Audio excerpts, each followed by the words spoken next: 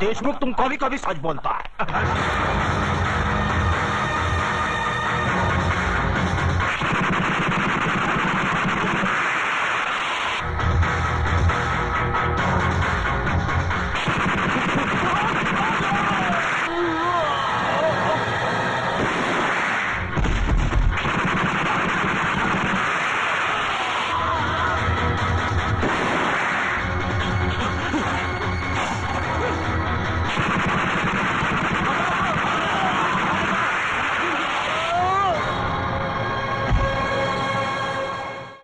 अपनी सफाई में कुछ कहना है? क्या कहना? जो करना था कर दिया, जो किया वो सोच समझ कर किया। अब कहना आपको है। फैसला सुना दीजिए, मुझे मंजूर है। कुछ बोलता नहीं है, कुछ बोलता तो नहीं है, लेकिन ये ऑर्डर ऑर्डर। आज न्यायमूर्ति श्री विश्वनाथ सिंह ने अदालत में मंत्री श्री बबन राव देशमुख, विपक्ष के नेता श्री चंद्रसेन आजाद, न्यायमूर्ति श्री हुकुम अली जाबिर, इंस्पेक्टर सत्यवादी दुबे, प्रख्यात बिल्डर योगराज और कुख्यात सरगना चतुर सिंह चिता के कातिल प्रताप नारायण तिलक को फांसी की सजा सुनाई।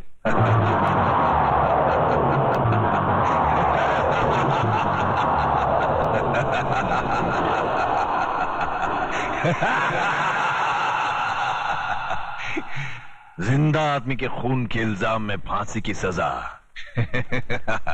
देखा पकिया, हमें तो माता के आशीर्वाद और बुलेट प्रूफ जैकेट ने बचा लिया, मगर वो हराम का कानून की मौत नहीं, चतुर सिंह चिता की दी हुई मौत से मरेगा।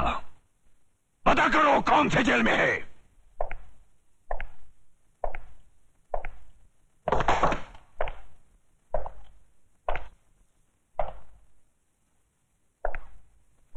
प्रताप, तुम्हारी फांसी का दिन मुकर्रर हो गया है। अगर कोई आखिरी ख्वाहिश है तो बता दो, वो भी पूरी कर दी जाएगी। यहां ऐसे घुटन सी होती है। मैं इन चार दीवारियों में मरना नहीं चाहता। मुझे वहीं फांसी दे दो, क्रांति मैदान में, सबके सामने, जहां से इस देश में क्रांति की शुरुआत हुई थी। यहां ऐसे मरो तो जरा ज्यादा मरो, इतना सा मरने से क्या फायदा। सर, प्रताप से कोई मिलने आया है, मिलने दो।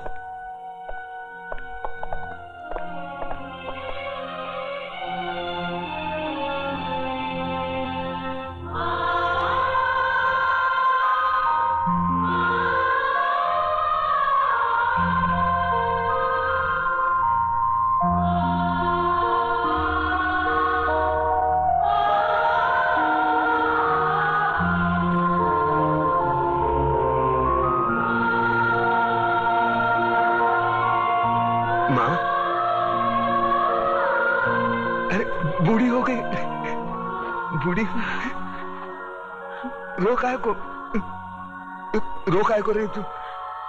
नहीं रे, ये तो खुशी के आंसू है। सोचा था जिंदगी भर तेरा मुंह नहीं देखूंगी,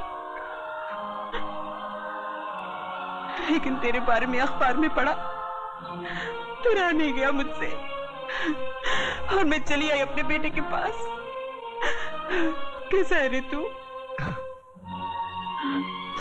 बेटा, आज तूने तिलक खानदान के नाम पर सचमुच यश का तिलक लगा दिया। मैं खुश हूँ, बहुत खुश हूँ। अब तो भगवान से यही प्रार्थना करूंगी कि तुझे जन्मों जन्म मेरा ही बेटा बना कर। नहीं माँ, अगले जन्म में किसी मंदिर या मस्जिद की ईंट बनकर जिंदगी भर वहां रोता रहूंगा। इस जिंदगी का रोना मेरा बाकी है।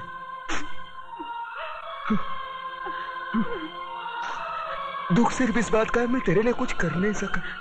नहीं बेटा, तूने बहुत कुछ किया, मुझे सब कुछ मिल गया। तेरे दादाजी की आत्मा को भी शांति मिल गई।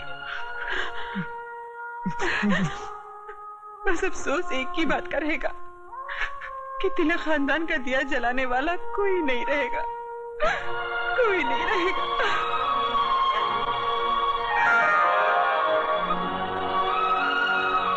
ये देख, अपनी बहू के लिए रखे थे, लेकिन अब तो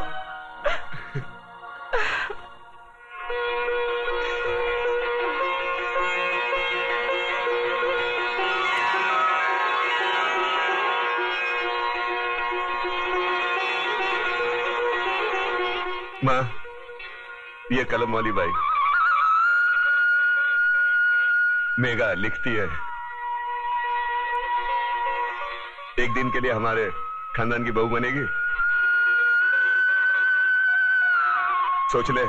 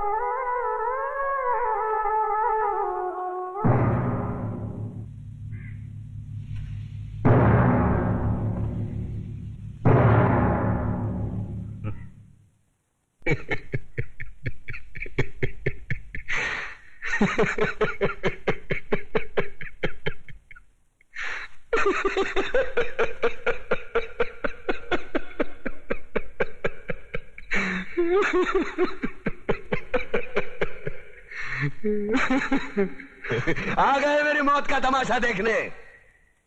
अब मुझे लटका देंगे, जुबान ऐसी बाहर आएगी, आंखें बाहर आएगी, थोड़ी देर लटकता रहूंगा, फिर ये मेरा भाई मुझे नीचे उतार देगा, फिर आप चर्चा करते घर चले जाओगे, खाना खाओगे, सो जाओगे। तुम्हारी ये नामर्दानगी, बुज़दिली एक दिन इस देश की मौत का तमाशा इसी खामोशी से देखेगी। कुछ नहीं कहना मुझे तुम्हें, कुछ नहीं। तुम्हारी जिंदगी में कोई फर्क पड़ने वाला नहीं। अंधेरे में रहने की आदत पड़ी है तुमको, गुलामी करने की आदत पड़ी है। पहले राजा महाराजाओं की गुलामी की, फिर अंग्रेजों की, अब चंद गद्दार नेताओं की और गुंडों की। धर्म के नाम पर ये तुम्हें बहकाते हैं, तुम एक दूसरे के गले काट रहे हो। काटो काटो। ऊपर वाला भी ऊपर से देखता होगा तो उसे शर्म आती होगी, सोचता होगा मैंने सबसे खूबसूरत चीज बनाई थी, इंसान। इंसान नीचे देखा तो सब कीड़े बन गए, कीड़े कीड़े। रेंगते रहो, सड़ते रहो और मरो। आए और गए, खेल खत्म। क्यों जिए मालूम नहीं, क्यों मरे मालूम नहीं। कलम वाली बाई क्रांति लाना चाहती थी, कलम के जोर पर काले वर्तमान को खत्म करना चाहती थी। कौन समझा उसकी बात को? सब साले मुर्दे, जिंदा लाशें। किसे जगाती वो? मैं जाग गया, कुछ अच्छा काम करके जा रहा हूं, सुकून है। लेकिन ध्यान में रखना, तुम्हारी ये खामोशी कल तुम्हारे बच्चों के लिए रोना बन जाएगी। ये कानून वाले, वर्दी वाले नेता, इन्होंने अपना ईमान बेच दिया। एक दूसरे को जलाते वक्त तुम्हारा ईमान कहां गया था? भाड़ में।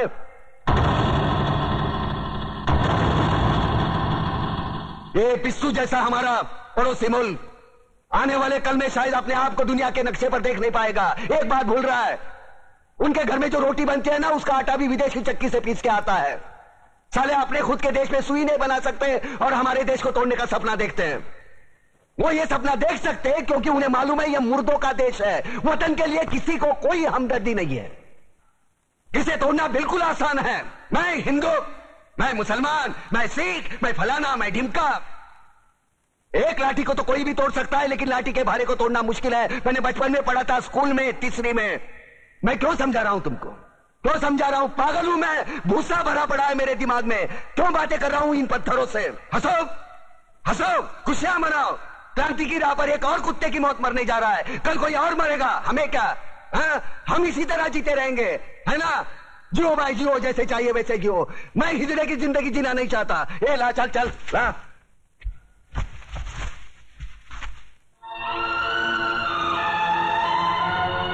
ठहरो, ये फांसी नहीं हो सकती। उन देशद्रोहियों के खिलाफ जो सरकार को सबूत मिले हैं, उससे साबित होता है कि प्रताप ने उनको मारकर देश का उद्धार किया है। इसलिए भारत के राष्ट्रपति ने उसकी सजा माफ कर दी। ये रहे उसके कागजात।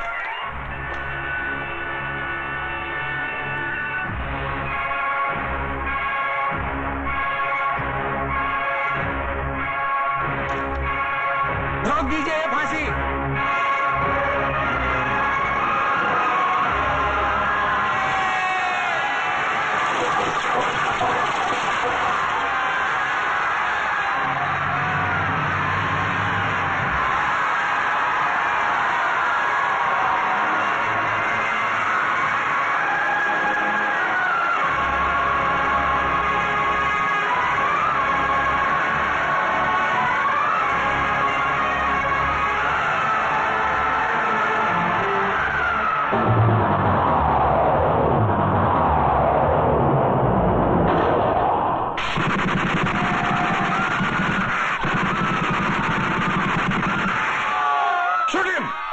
खबरदार कमिश्नर, लाशों के ढेर बिछा दूंगा अगर हमारे बीच में आया तो।